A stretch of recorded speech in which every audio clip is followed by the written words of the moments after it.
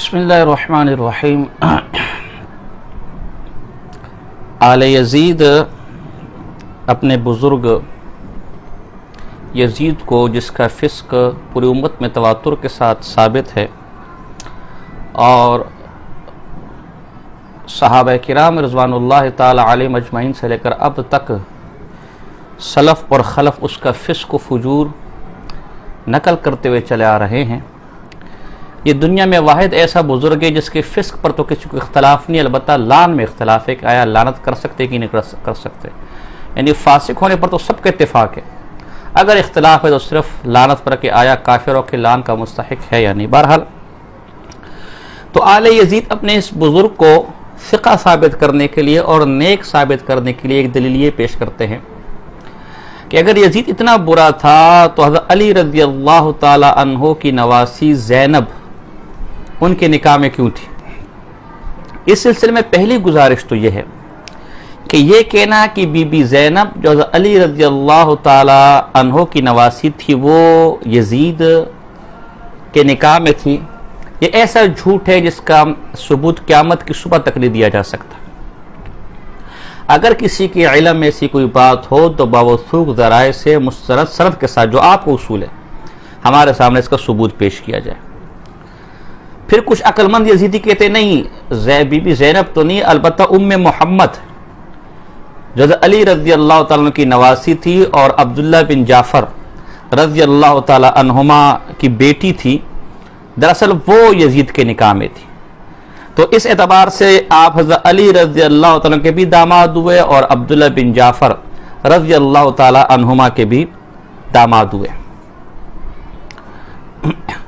اس سلسلے میں یہ کہنا تو درست ہے کہ ام محمد حضرت عبداللہ بن جعفر رضی اللہ تعالیٰ عنہ کی بیٹی تھی، لیکن یہ کہنا کہ حضرت علی رضی اللہ تعالیٰ عنہ کی نواسی تھی یہ درست نہیں۔ بیٹی تھی حضرت عبداللہ بن جعفر رضی اللہ تعالیٰ عنہ کی، لیکن حضرت علی کی نواسی یہ درست نہیں، اس لیے کہ نسب القریش صفحہ نمبر 83 پر ان ام محمد کی والدہ کا نام لیلہ بنت مسعود، اور تاریخ دمشق کے اندر بھی لیلہ بنت مسعود ان کی والدہ کا نام لکھ اور تاریخ دمشق میں پورا نسب بیان کیا گیا، یہ ان کی والدہ تھی، لہذا حضرت علی رضی اللہ تعالی عنہ کی نواسی نہیں ہے۔ ہاں عبداللہ بن جعفر رضی اللہ تعالی عنہما کی بیٹی ضرور تھی۔ اب یہاں یہ سوال ہوگا کہ حضرت عبداللہ بن جعفر رضی اللہ تعالی عنہما بھی تو کوئی معمولی آدمی نہیں تھے، تو اگر یزید اتنا برا آدمی تھا تو اپنی بیٹی کیوں ان کے نکاح میں دے دی؟ تو اس سلسلے میں پہلی گزارش یہ ہے کہ جب ہم فسق یزید کا مسئلہ سامنے رکھتے ہیں تو آل یزید کہتے ہیں سند متصل۔ فسق یزید پر آپ نے کوئی بھی بات کرنی ہو تو سند متصل، اور اب تک نیا دعویٰ آ گیا کہ اس میں صحابی بھی ہو، صحابی اس کا فسق نقل کر رہا ہوں، بعد میں اگر کوئی سند متصل مل جائے وہ بھی ہمیں نہیں چاہیے، صحابہ نے اس کا فسق و فجور دیکھا ہو اور وہ اس کو نقل کر تو ہم مانیں گے۔ تو یہی مطالبہ ہم آپ سے یہاں کرتے ہیں کہ آپ کسی کتاب سے صحیح سند متصل کے ساتھ یہ ثابت کر دیں کہ یزید کے نکاح میں حضرت عبداللہ بن جعفر رضی اللہ تعالی عنہما کی بیٹی ام محمد تھی۔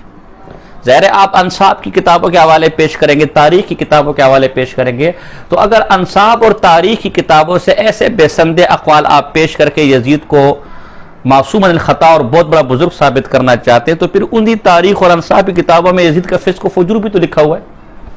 بلکہ میں تو بڑے وثوق سے کہتا ہوں کہ آپ جس مورخ سے، جس محدث سے، جس مفسر سے، جس متکلم سے یزید کے ساتھ یہ رشتہ ثابت کریں گے، انشاءاللہ اسی محدث، اسی مفسر، اسی متکلم کا نظریہ میں یزید کے فسق و فجور پر بتلا دوں گا۔ تو اگر یہ ماننے تو بھی مانو، اور اگر وہ نہیں مانی تو یہ کیسے مان لیں؟ اگر اس کے لیے سند متصل چاہیے تو ہمارا مطالبہ اس کے لیے بھی سند متصل کا ہے۔ پہلی بات تو یہ۔ دوسری بات یہ کہ دراصل یہ جو عبداللہ بن جعفر رضی اللہ تعالی عنہما نے اپنی بیٹی ام محمد نکاح میں دی، یہ یزید کے فسق و فجور کے ظاہر ہونے کے بعد اور خلافت پر براجمان ہونے کے بعد نہیں تھا۔ کوئی شخص یہ ثابت نہیں کر سکتا کہ یزید کا جب فسق و فجور ظاہر ہوا یا جو وہ خلیفہ بنا تو کسی شریف آدمی نے اپنی بیٹی اس کے نکاح میں دی ہو۔ اسی کی طرح کوئی بدماش ہو، کوئی فاسق فاجر شرابی کبابی، وہ الگ مسئلہ ہے، لیکن میں بڑے دعوے سے کہتا ہوں میرا یہ دعویٰ ہے کہ خلیفہ بننے کے بعد کسی شریف انسان نے اپنی بیٹی یزید کے نکاح میں نہیں دی. اگر کسی میں جرأت ہے تو صحیح سند متصل کے ساتھ اس کا ثبوت دے. دراصل یزید کے تمام نکاح حضرت امیر معاویہ رضی اللہ تعالیٰ کے دور میں ہوئے تھے. اس وقت یزید کا فسق و فجور عام عوام الناس میں ظاہر نہیں ہوا تھا. اور پھر امیر معاویہ رضی اللہ تعالیٰ ایک جلیل القدر صحابی تھے رسول اللہ صلی اللہ علیہ وسلم کے, پھر خلیفہ بھی تھے. ہر آدمی خواہش کرتا ہے کہ میری بیٹی ایک صحابی کے گھر میں جائے اور ایک خلیفۃ المسلمین کے گھر میں جائے.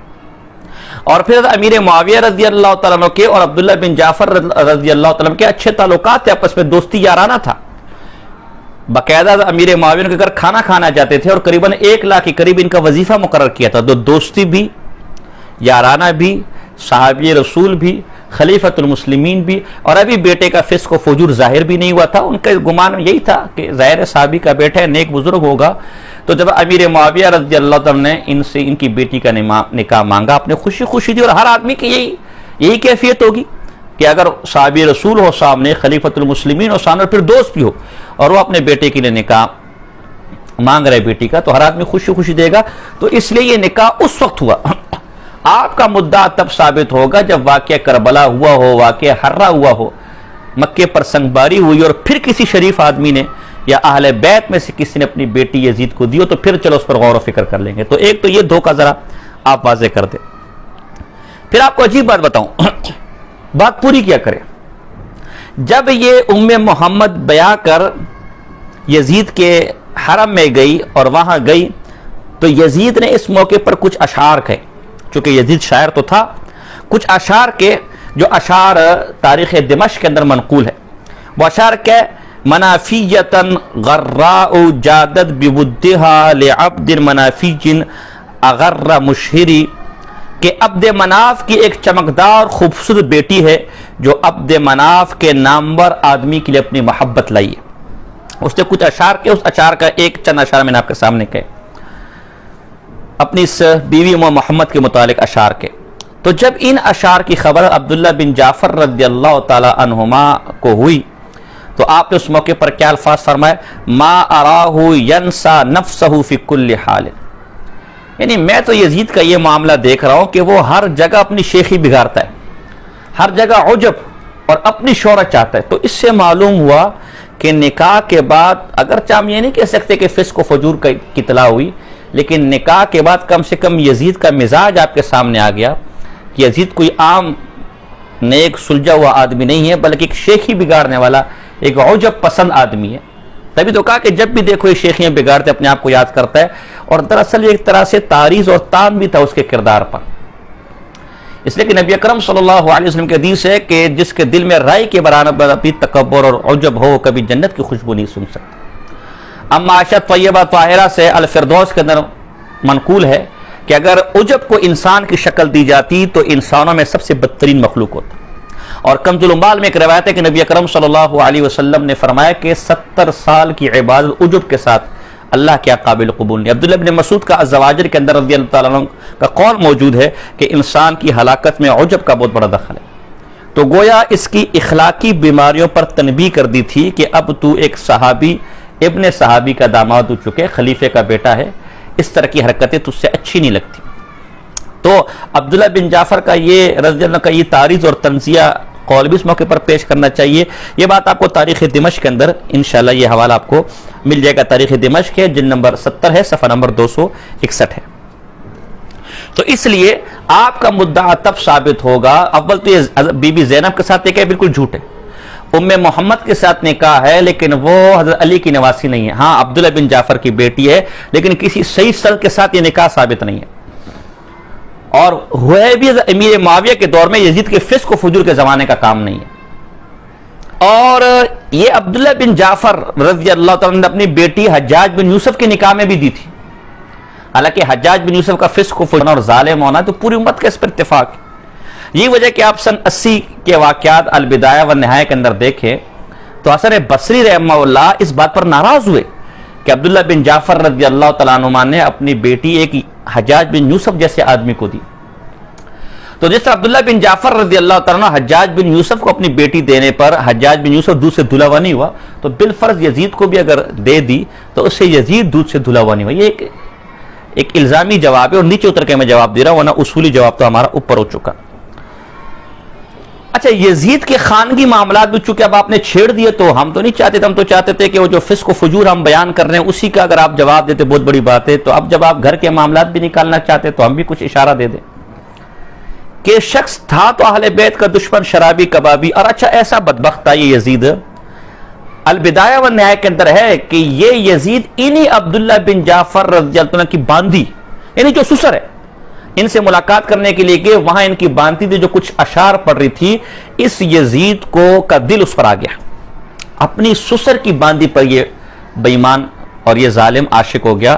اب وہ مانگ تو سکنا نہیں تھا اس ڈر سے کہیں سسر صاحب انکار نہ کر دے، تو اس نامراد نے کیا کیا اپنے ساتھی کو تیار کیا اور اس کو ایک تاجر بنا کر پھر عبداللہ بن جعفر رضی اللہ عنہ کے پاس بھیجا، ان کے پڑوس میں رہا اور بڑے اچھے تعلقات قائم کیے. تحفے تحائفوں کا تبادلہ ہوا اور ایک عرصے تک تحفے تحائفوں کا تبادلہ ہوا، اور پھر بالآخر موقع دیکھ کر اس تاجر نے عبداللہ بن جعفر رضی اللہ عنہ سے وہ باندین کی مانگ لی، انہوں نے دے دی اور وہ پکڑ کے یزید کے پاس لے کر آ گئے. اندازہ لگائے کہ جو آدمی اپنی سسر کی باندی پر عاشق ہو وہ کیسا ہوگا،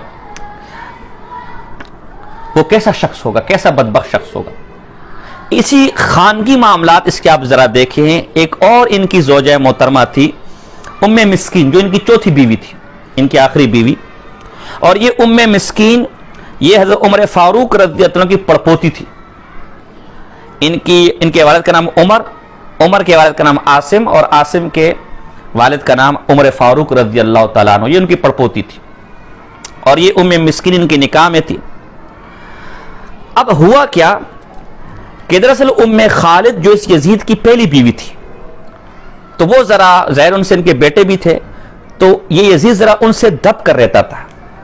یہ انصاب الاشراف جلد نمبر 5 میں یہ سارا واقعہ مذکور ہے، وہاں آپ دیکھ لیں، صفحہ نمبر 291 پر آپ کو یہ بات مل جائے گی.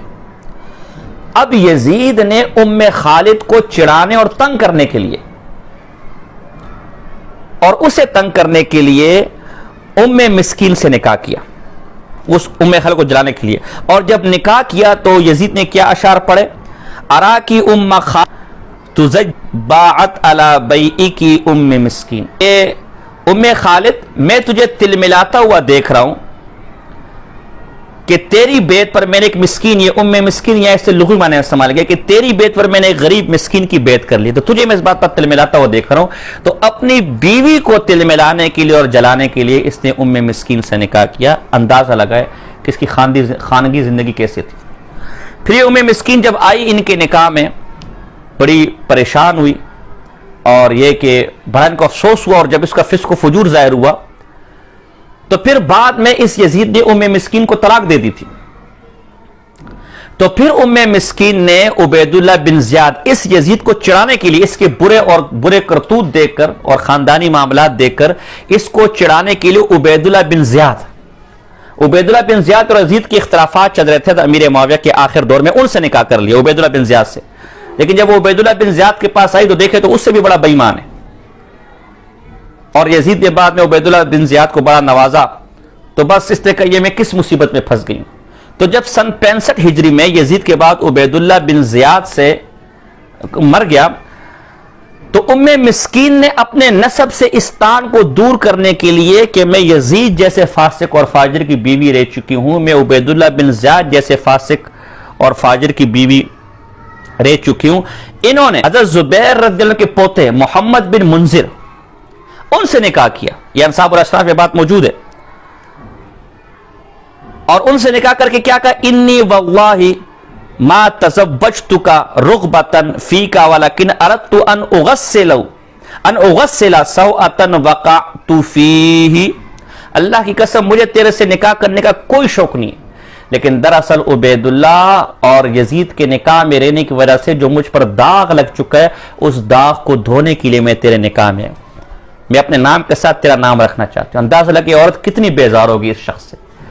تو یہ مختصر گفتگو تھی. اگر آپ اس کے مزید سیاہ کرتوت اور اس کے خانگی معاملات دیکھنا چاہتے ہیں تو بلازوری کی الانصاب کو آپ دیکھ لیں، وہاں اور بھی بہت کچھ مل جائے گا. اور انشاءاللہ جب آل یزید اس حوالے سے مزید کچھ چھیڑخانی کرے گی تو پھر ہم مزید بھی روشنی ڈالیں گے. وما علینا الا البلاغ